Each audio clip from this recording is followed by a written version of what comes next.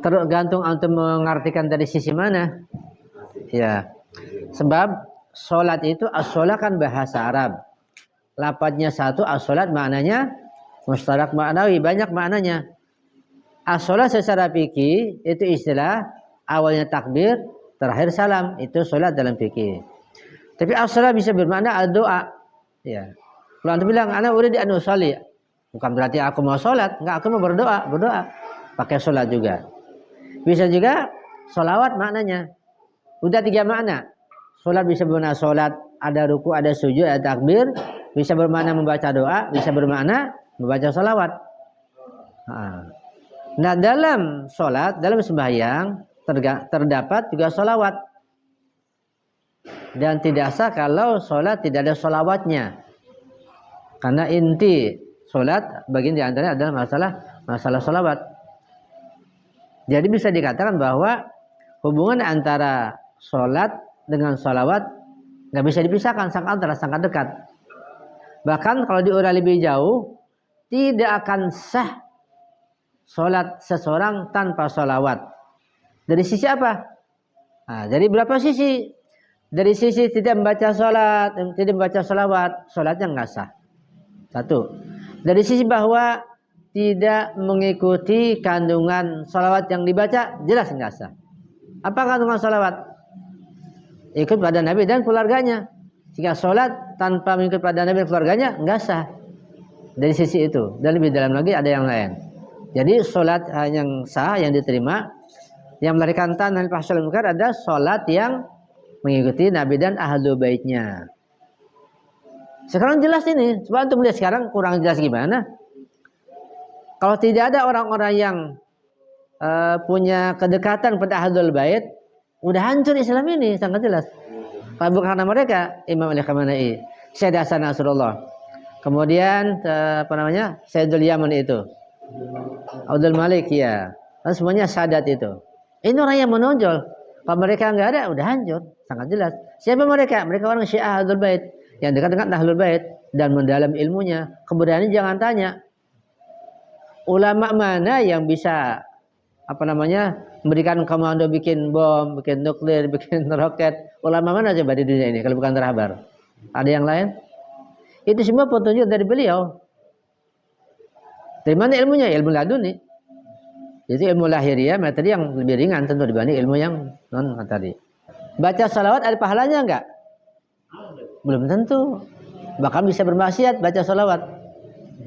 Baca salawat kalau benar dengan keimanan yang benar, keikhlasan, ada pahalanya luar biasa, mujarab. Tapi baca salawat tanpa paham, maka ada demikian, bukan baca salawat yang berpahala, bahkan bermaksiat jadinya, ada dosa. Kayak sembahyang, ada takbir, ruku, sujud. Ibadah bukan? Kalau ibadahnya benar, maka dia berpahala. Kalau nggak benar, ruku sujudnya itu maksiat, gerakan maksiat. Makanya iblis nggak ibadah, iblisnya nggak beribadah. Ini antum merenungkan ini, antum bersyukur pada Allah yang luar biasa. Pegang erat-erat. Tapi bersyukur jangan berhenti di situ aja, tingkatkan, belajar yang rajin, sungguh-sungguh pahami, begitu. Iya. Sayang. Nah kalau anda meninggal besok, antum nggak mudah cari guru lagi. Anu sudah kesian antum malas-malas, nanti anda lapor kepada Rasulullah. Rasulullah sudah berusaha jauh-jauh datang, mereka masih malas. Siapa yang disalahkan? Harus rajin, sungguh-sungguh serius. Anda sejak SMP itu, saya ingat sejak SMP, Anda nggak pernah malas, serius, sungguh-sungguh. Kalau SD mungkin masih malas, kalian nggak tahu. Sejak SMP, pesantren deh, SMP pesantren. Anda terus sampai sekarang ini, Anda selalu semangat belajar, tahu nilai ilmu. Alhamdulillah. Kalau nggak semangat begini, tafsir mizan ya akhi, luar biasa susahnya. Ada satu kalimat, Anda bisa dapat paham setelah setahun, 2 tahun, satu kalimat. Terus menenung, terus bertanya, nggak paham. Itu harus serius, harus rajin. Kalau main-main santai-santai nggak dapat ilmu. Sayang, ini ahlul bait yang luar biasa kita jaga dengan kita belajar yang rajin, yang serius, sungguh-sungguh. Kita ketingkatkan semangat kita insya Allah. Kira-kira ada pahala dari orang tua kita nggak ada? Kenapa kita bisa ikut menimbun ke majelis ahlul bait itu? Itu banyak sebab kita nggak tahu. Mungkin dari doa ulama dulu. atau dua orang tua kita atau kakek kita, ada perbuatan yang baik yang untuk melakukan kita lakukan, kita nggak tahu. Karena ketika ada perbuatan baik kita lakukan, kita jangan melihat hasilnya. Bisa jadi perbuatan baik yang kita lakukan itu nanti untuk anak kita, untuk cucu kita, ada hasilnya, kita nggak tahu. Cuma ketika kita dapat perbuatan atau dapat kedudukan yang baik ini, kita jangan lupakan orang tua kita. Kan kita saling tolong menolong. Sehingga antum ini sekarang sudah bisa memberikan syafaat buat orang tua antum. Sekarang ini kan luar biasa. Kalau antum punya kedudukan sekarang, katakanlah orang tua antum di penjara karena kesalahan, dibui begitu. Antum punya kedudukan yang bisa membebaskan mereka. Kayak apa girangnya abah antum di penjara keluar bebas.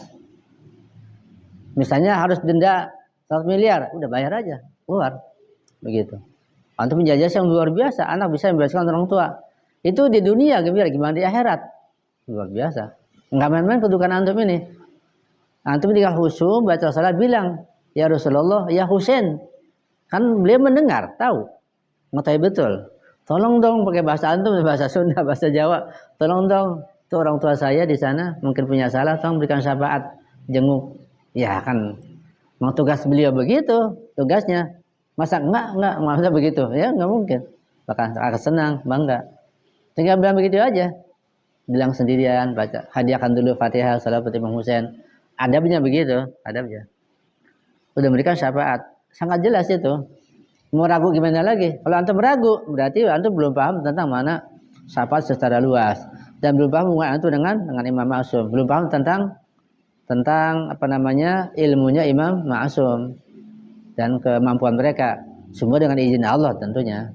Ya, itu makna tawasul. Masih bisa berbakti ke orang tua. Bahkan seringkali anak itu ketika masih hidup ayahnya berbuat aniaya, membangkang, melawan. Dan seringkali setelah ayahnya meninggal justru malah kebaikannya, baktinya lebih tinggi, lebih banyak, lebih bagus. Justru setelah ayahnya meninggal bisa begitu. Terus yang terjadi karena dengan doanya. Ketika masih hidup kan nggak bisa memberikan bantuan apa-apa. Setelah meninggal memberikan doa, sedekah pahala untuk ayahnya itu luar biasa. Bisa seperti itu. Jadi nggak terputus. Itu nikmatnya ilmu, nikmatnya iman. Nggak paham itu. Membuat kita besar hati. Penafsiran itu kan sering kita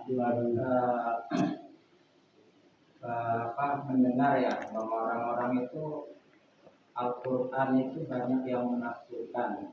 Dan kalau kita berbicara penafsiran berarti untuk mencari kebenaran sebuah Al-Quran itu kadang mereka itu hanya penafsiran gitu kan, hanya penafsiran orang-orang tertentu atau ulama-ulama tertentu yang kebenarannya belum tentu pastinya gitu. Dan yang saya tanyakan nih tafsir Al-Quran yang mendekati yang hak menurut kita kan memang dari Ahlul Bait ya saja. Tapi kalau untuk orang-orang yang selain dari kita itu kadang-kadang itu kan hanya penafsiran gitu. Bagaimana ya untuk membaca? Iya. Sekarang tugas Rasulullah sebagai seorang nabi, sebagai rasul, apa tugas Rasulullah? Tugas utamanya? Iya, menyampaikan. Iya, menafsirkan Quran, menjelaskan, menyampaikan. Sehingga Quran menjadi jelas. Ketika nggak ada Rasulullah, apakah Allah SWT menurunkan Al-Quran kepada mereka, pada kita? Kan enggak. Ketika ayat Quran turun, belum jelas siapa yang menafsirkan di masa itu. Kan Rasulullah. Kalau kita mengatakan, itu kan penafsiran Rasulullah. Lalu mau apa? Jadi gimana? Ya, maksudnya mungkin mereka itu karena ini penafsiran setelah Rasulullah itu banyak gitu ya, banyak penafsir. Jadi seolah-olah mereka itu masih ragu gitu dengan penafsiran banyak-banyak mufassir ini. Jadi mana yang paling otentik? Nah itu ketika tidak mengenal Ahlul Bait timbul keraguan. Pertama kita jelaskan bahwa tugas Rasul sendiri sebagai mufassir, sebagai penafsir. Bedanya kalau Rasulullah sebagai mufassir berdasarkan wahyu dari Allah. Ya. Kalau kita ini ya berdasarkan dari hadis-hadis Nabi, juga berdasarkan kaidah-kaidah ilmiah. Kayak ada kaidah fikih, kaidah usul fikih dan yang lainnya. Itu bedanya. Rasulullah dari Allah. Betul Al-Quran wahyu dari Allah yang tertera, tertulis. Penafsirannya ya kalau Rasulullah dari Allah juga. Wa ma yantiqu anil hawa in huwa illa wahyu yuha. Baik itu penafsiran secara aktual dalam tingkah laku, perbuatan, ucapan, sifat-sifat semuanya dari Allah kepada Rasulullah. Karena Rasulullah uswatun hasanah. Itu kan satu. Yang kedua, Rasulullah nggak ada. Lihat dilihat bagaimana pesan Rasulullah, wasiat Rasulullah yang paling berkompeten untuk menafsirkan Al-Quran. Kan begitu. Ketika Rasulullah ada pesan, ada wasiat, telah menunjuk orang-orangnya kita ikuti. Dan nyata mereka yang paling pandai, paling alim, paling bersih semuanya. Kenapa nggak diikuti? Ketika jalan diikuti, nanti penafsiran yang lain akan mudah disingkirkan. Ujung-ujungnya kesimpulannya bahwa Quran itu hanya bisa kita ikuti kalau ditafsirkan oleh Ahlul Bait sampai pada Rasulullah dan dari Allah, itu ujung-ujungnya. Ya. Dan di masa kita ya dari ulama yang intisab ke Ahlul Bait. Nah, kita hidup tidak bersama Ahlul Bait, ya pada ulama. Ulama yang mana? Ulama yang betul-betul intisabnya berpegang kepada Ahlul Bait. Kan gampang. Menurut sekarang ini siapa? Ya kita lihat orang-orangnya. Lihat sejarahnya. Mereka gimana keturunannya, gimana belajarnya, kejujurannya, keberaniannya, terus pelajari. Ya akan jelas. Sekarang gini lah, supaya lebih jelas lagi. Kan kita menggunakan dalil akal kan, kita pakai akal. Ketika ingin mengikuti sesuatu atau mengikuti katakanlah suatu statement begitu atau perintah, kita menggunakan akal. Nggak usah pakai Al-Quran, nggak usah pakai yang lain. Kita pakai akal. Ya. Kalau kita ingin mengikuti katakanlah hukum dalam negara atau dalam masyarakat, ya. Kemudian kita berikhtilaf tentang makna hukum ini atau penafsirannya, bagaimana melaksanakannya. Kita merujuk pada siapa? Kalau kita di satu kampung, kita akan merujuk mencari orang yang paling pandai di kampung kita terkait masalah hukum itu kan, begitu kan? Ini kata-kata akal, cari orang yang paling pandai. Begitu. Kalau di satu negara, dalam negara yang paling pandai siapa, itu yang diikuti. Nggak mungkin kita mengabaikan orang yang paling pandai, kita ikut orang yang jahil. Ya akal nggak nerima. Begitu kan? Nah sekarang kalau kita kumpulkan di seluruh dunia ini, katakanlah dari Indonesia ada 10 orang yang paling pandai tentang Al-Quran. Kumpul satu. Dari negara lain 10 orang. Terus dikumpulin semuanya, orang-orang terpandai dalam Al-Quran kumpulin. Nah hadirkan juga misalnya rahbar, para remaja, kumpulkan, nilai di situ. Kira-kira bisa enggak kita melihat siapa yang menonjol? Kalau kita punya ilmu pasti akan terlihat menonjol. Kelihatan sekali siapa yang betul-betul bisa kita ikuti sekarang ini. Kelihatan. Dalam dunia politik, siapa keberaniannya, kejujurannya, yang punya karisma, yang dielu-elukan oleh rakyatnya, yang dicintai, sangat jelas, sangat gamblang. Apakah memang Presiden Amerika? Sama sekali kan enggak. Jadi yang tersingkir kita singkirkan terus, singkirkan, nanti akan ada yang menonjol. Oh dia betul-betul. Sangat jelas. Syed Hasan Nasrullah kurang menonjol bagaimana? Apa karena kejahatannya? Ya karena kebaikannya. Sampai orang Nasrani bahkan Yahudi pun percaya dengan Syed Hasan Nasrullah. Masa hormat betul. Sampai dia semacam dalam negara. Apa karena kezalimannya, kejahatannya orang takut? Karena kebaikannya. Nah kebaikannya kok bisa begitu? Dari mana? Ya teliti. Apakah dia orang ateis? Apakah dia orang Nasrani? Apakah dia orang Muslim? Muslim. Muslimnya apa madhabnya? Diteliti akan ketemu nantinya. Dan jelas akal pasti akan menerima. Begitu. Gamblang. Dan tidak ada ragu lagi. Kalau kita yang awam ikut orang-orang yang sudah sangat jelas seperti itu. Dalam kejujurannya, kealimannya, dan seterusnya. Kalau kita mau ikut akal, ya. Kita nggak pakai akal, ya udah serampangan kemana aja terserah, kacau semuanya jadinya. Pakai akal sangat jelas. Jadi kalau anda mengumpulkan semua pemimpin di dunia ini, juga ada rahbar di situ. Kira-kira siapa yang menonjol? Katakan sekarang semua pemimpin dunia, ulama kumpul, ulama yang alim kumpul semua di dunia, isu ada rahbar. Kira-kira siapa yang menonjol? Kok dalam konferensi dunia, ketika rahbar datang atau mereka datang kepada semuanya hormat. Semuanya tunduk, semuanya takjub, pun sangat jelas begitu. Putin aja tunduk, Putin dapat solusi dari rahbar. Mau kurang apa lagi? Ceramahnya bisa dilihat, bahasa Arabnya, bahasa Persianya, syair-syairnya. luar biasa, baca Al-Qur'annya kelihatan. Jadi nggak ada yang ragu kalau mau mencari meneliti dengan akal yang tercerahkan. Kalau mau fanatik ya semua ditolak.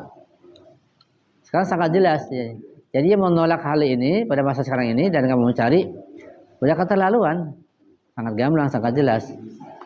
Sekarang ulama Al-Azhar, Pimpinan Al-Azhar kan termasuk ulama yang tinggi di Mesir. Sekarang sikap dia kepada Palestina bagaimana? Mana ucapannya? Mana pernyataannya? Nggak ada. Udah kelihatan. Mana ulama kayak gini? Bakal dikecam.